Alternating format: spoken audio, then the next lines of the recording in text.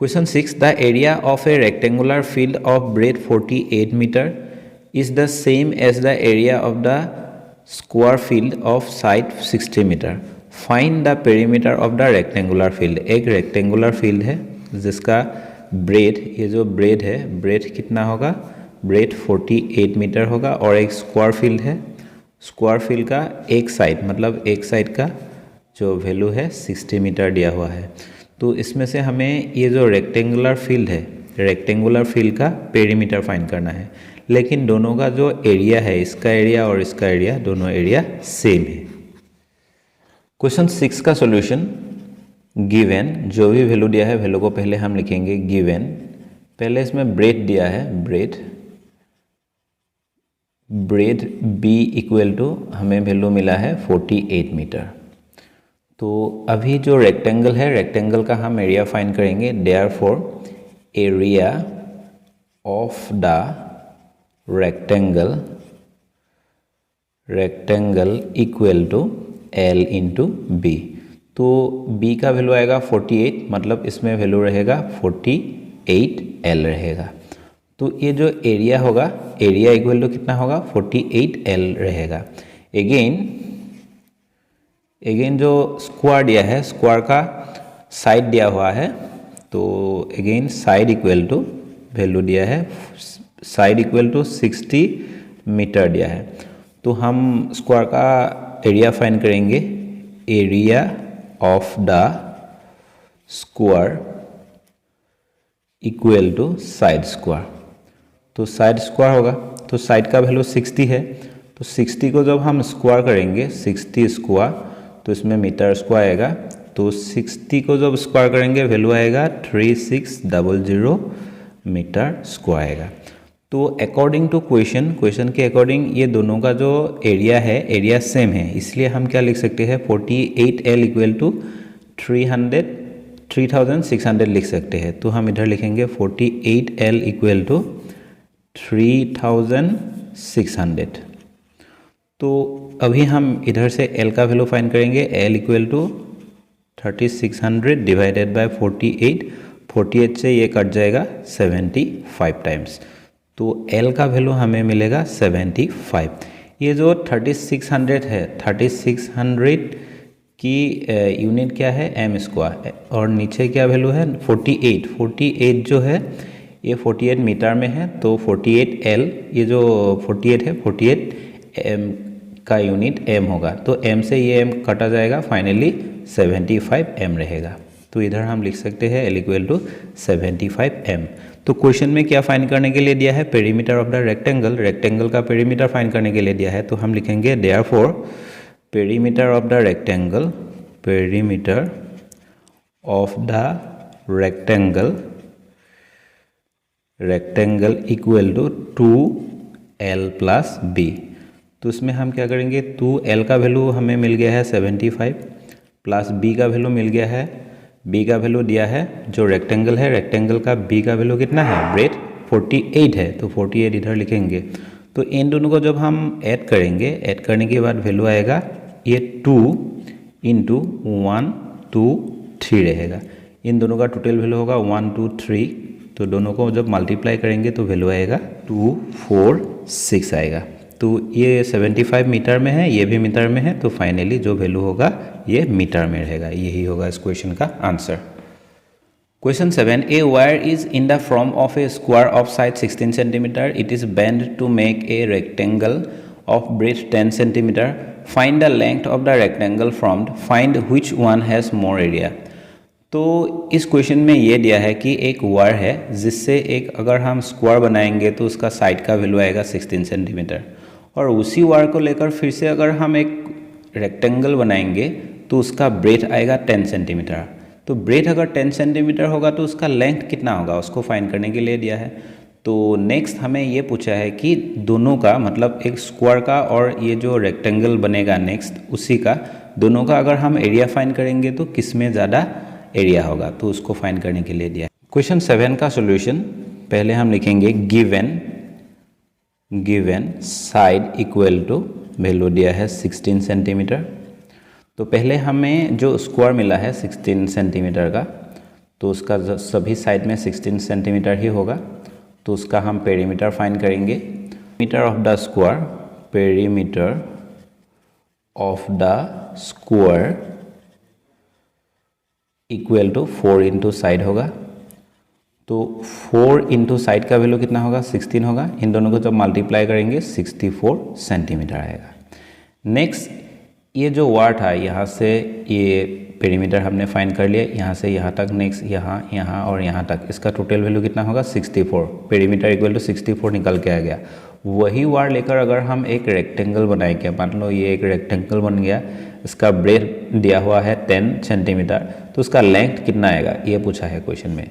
तो अभी हम क्या करेंगे, ये जो पेरीमीटर है वही वार लेकर हम ये रेक्टेंगल भी बनाया और ये सेम वार ही हमने यूज़ किया स्क्वायर को बनाने के लिए, मतलब इसका पेरीमीटर सेम होगा, दोनों का पेरीमीटर क्या होगा, इक्वल होगा। तो नेक्स्ट हम लिखेंगे again breadth equal to value दिया है 10 centimetre, therefore perimeter of the rectangle equal to 2L plus B होगा। तो इसमें ये जो 2 है तो बाहर रहेगा ऐसे, L का वैल्यू इधर नहीं है, ये जो ब्रेथ है ब्रेथ इक्वल टू B होगा, तो L B की जगह पर हम लिखेंगे 10। नेक्स्ट हम क्या करेंगे, इसके साथ इसको मल्टीप्लाई करेंगे, 2L होगा प्लस 20 होगा। तो अकॉर्डिंग टू क्वेश्चन ये जो वार था, वार को लेकर पहले बनाया था एक स्क्वायर, उसके बाद वही वार से बनाया था एक रेक्टेंगल, तो दोनों का पेरीमीटर सेम होगा। तो अकॉर्डिंग टू आवर क्वेश्चन इसकी इक्वल ये होगा, मतलब 2L प्लस 20 इक्वल टू क्या होना चाहिए, 64 होना चाहिए। जब हम इस 20 को इस तरफ ले आएंगे तो क्या होगा, 64 माइनस 20 होगा, तो इधर रहेगा 2L। नेक्स्ट 64 से जब हम 20 को सब्सट्रैक्ट करेंगे तो वैल्यू आएगा 44, तो 44 रहेगा, 2L इधर रहेगा, तो L का वैल्यू हम फाइंड करेंगे, L equal to 44 divided by 2, 2 से ये कट जाएगा 22 टाइम्स, तो L का वैल्यू हमें मिलेगा 22। तो क्वेश्चन में पूछा था L कितना है, तो L मिल गया है 22 सेंटीमीटर, ये होगा L का वैल्यू। नेक्स्ट क्वेश्चन में पूछा है इन दोनों का एरिया में कौन ज़्यादा बड़ा होगा, मतलब किसका एरिया ज़्यादा होगा, तो ये पूछा है। तो इसलिए हम क्या करेंगे, पहले ये जो स्क्वायर है स्क्वायर का एरिया निकालेंगे, उसके बाद रेक्टेंगल का एरिया निकालेंगे, उसके बाद दोनों को कंपेयर करेंगे, जो ज़्यादा होगा वही ग्रेटर होगा। Therefore area of the square equal to side square. तो साइड का वैल्यू कितना दिया है, साइड का वैल्यू 16 सेंटीमीटर दिया था, 16 सेंटीमीटर होल स्क्वायर करेंगे।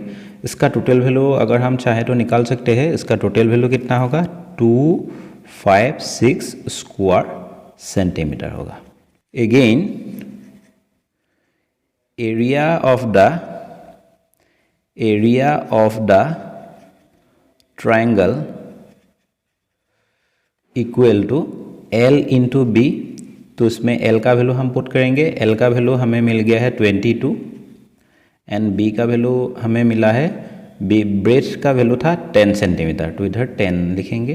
तो दोनों को जब मल्टीप्लाई करेंगे तो वैल्यू कितना आएगा, 22 इंटू 10 हो, जब मल्टीप्लाई होगा 220 होगा। और इसमें भी सेंटीमीटर है, इसमें भी सेंटीमीटर है, तो ये क्या बनेगा, सेंटीमीटर इंटू सेंटीमीटर जब करेंगे तो वैल्यू आएगा सेंटीमीटर स्क्वायर, और हम क्या लिख सकते हैं, स्क्वायर सेंटीमीटर, तो इधर हम लिखेंगे square centimetre. Question 8, a wire of length 1 metre 20 centimetre is cut into 2 equal pieces. तो एक वायर है जिसका टोटल लेंथ है 1 मीटर 20 सेंटीमीटर, तो उसको 2 पार्ट में काटा गया है। तो 1 pieces is bend to form a square, पहले पीस को बेंड करके एक स्क्वायर बनाया गया है, and the other one bend to form a rectangle of length 22 centimetre. 22 centimetre length का एक रेक्टेंगल बनाया है दूसरी पीस से। तो हमें ये फाइंड करना है कि compare the area of the rectangle and the square form. तो उसमें से जो स्क्वायर फॉर्म हुआ और रेक्टेंगल फॉर्म हुआ, तो दोनों में से किसका एरिया ज़्यादा, उसको फाइंड करना पड़ेगा। क्वेश्चन 8 का सॉल्यूशन। क्वेश्चन 8 का सॉल्यूशन, गिवन पहले जो टोटल लेंथ का वार दिया है उसको हम फाइंड करेंगे। Length L equal to 1 metre 20 centimetre दिया है, तो इसको हम सेंटीमीटर में कन्वर्ट करेंगे। तो 1 इंटू 100 सेंटीमीटर प्लस 20 सेंटीमीटर, तो इक्वल कितना होगा, ये 100 होगा प्लस 20 होगा 120 सेंटीमीटर होगा। लेंथ इक्वल टू वार का जो लेंथ है, लेंथ कितना होगा 120 सेंटीमीटर होगा।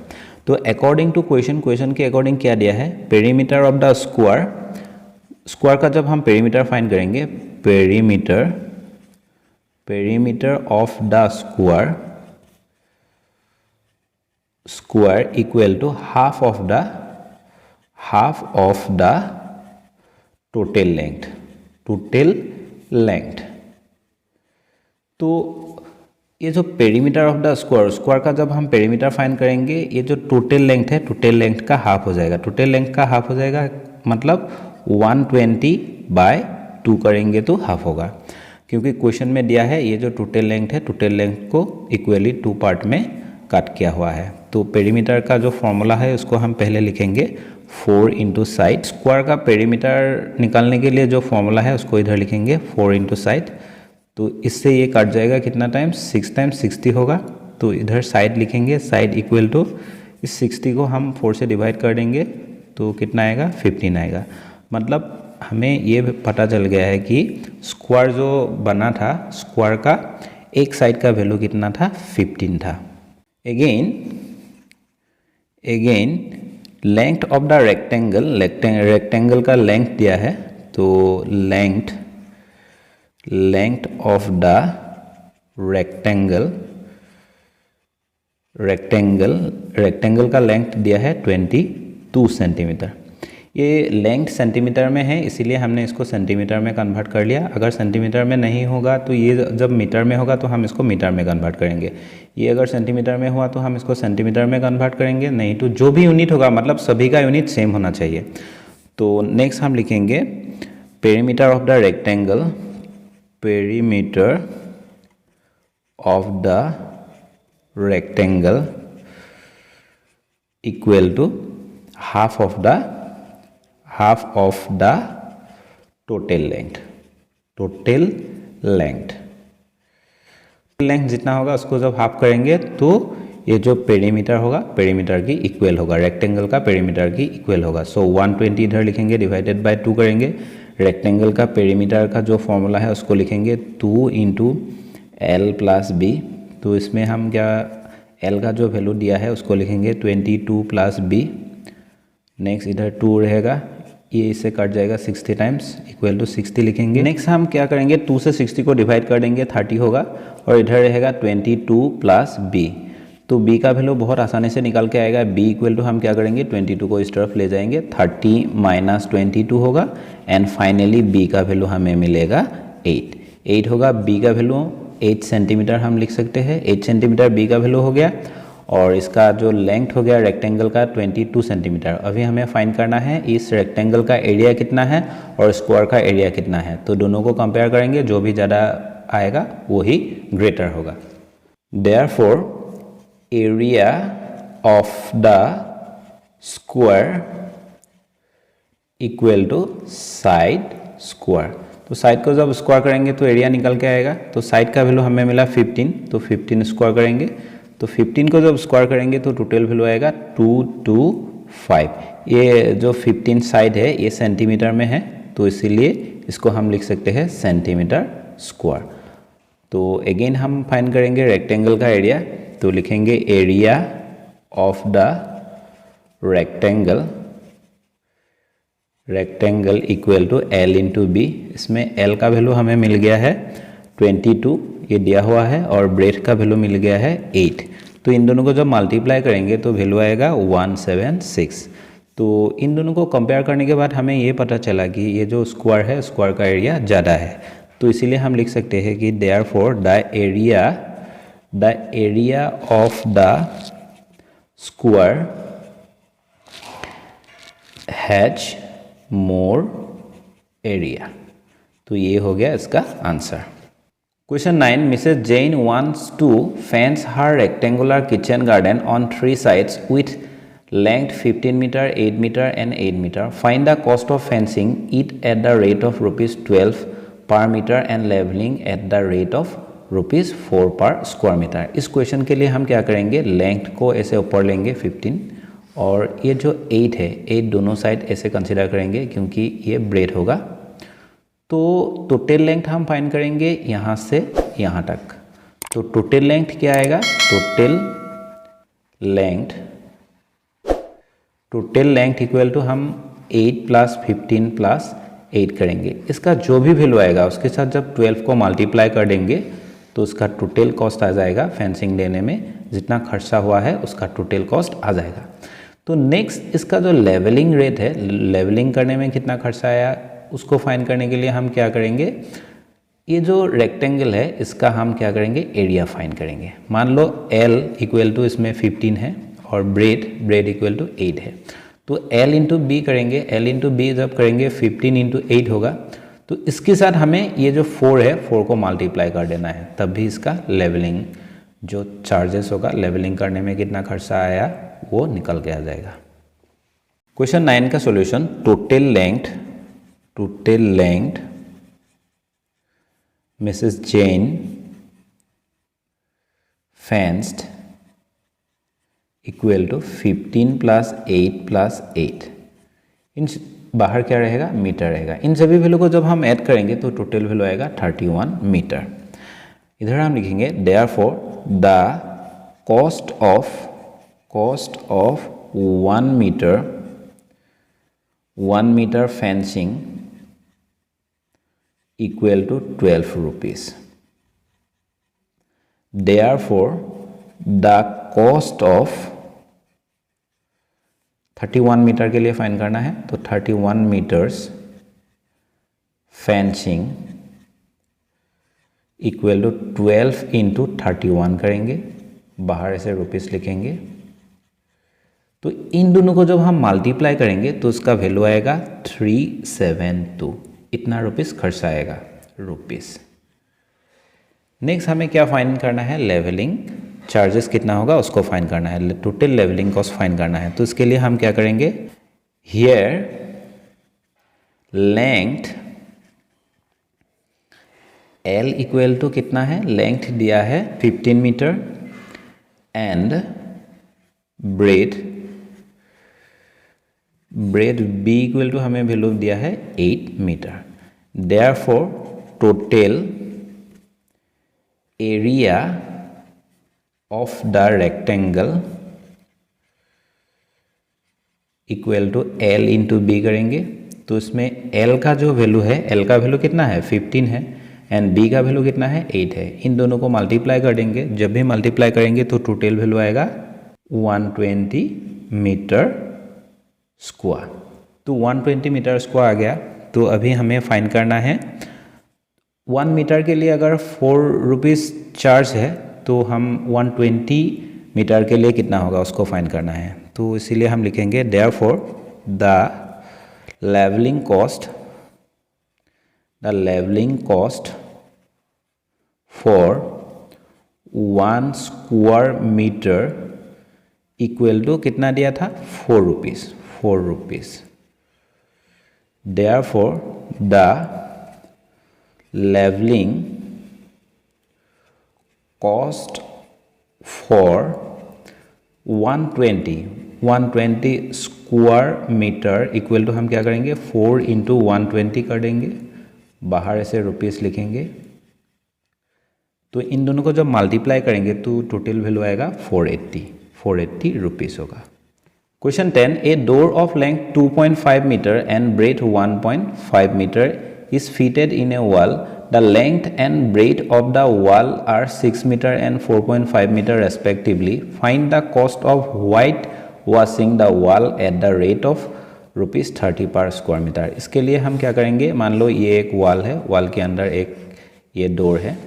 तो इस डोर का जो ब्रेथ है, ब्रेथ दिया है 1.5 और लेंथ दिया है 2.5।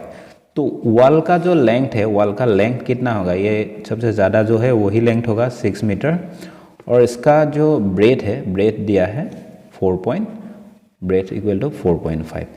तो अभी हमें इसको वाइट वॉशिंग करना है, तो वाइट वॉशिंग कहाँ होगा, यहाँ होगा।